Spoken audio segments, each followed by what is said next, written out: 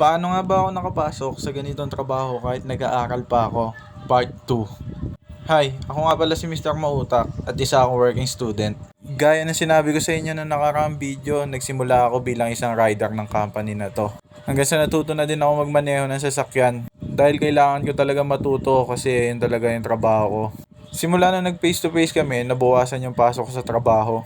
Buti pinayagan ako ng boss ko na pumasok pa din kahit papano kapag free time ko. So talon tayo mautak mula sa pagiging driver. Naging helper na lang ako ng mga mekaniko dahil nga putol-putol na yung pasok ko dito sa trabaho ko.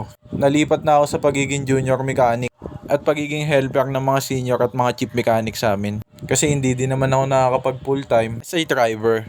So sa junior mechanic, yung mga basic maintenance lang yung ginagawa ko or PMS. Gaya na lang ng change oil, brake cleaning, at ang pag-check ng buong kalusugan or kalagayan ng isang sasakyan. Hindi pa ako ganun kahusay magmekaniko pero may mga alam na ako.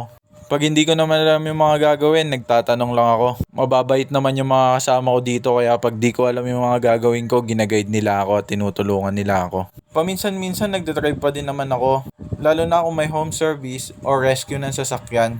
Pero kadalasan nandito na lang talaga ako sa shop at nag-aabang ako ng mga customer.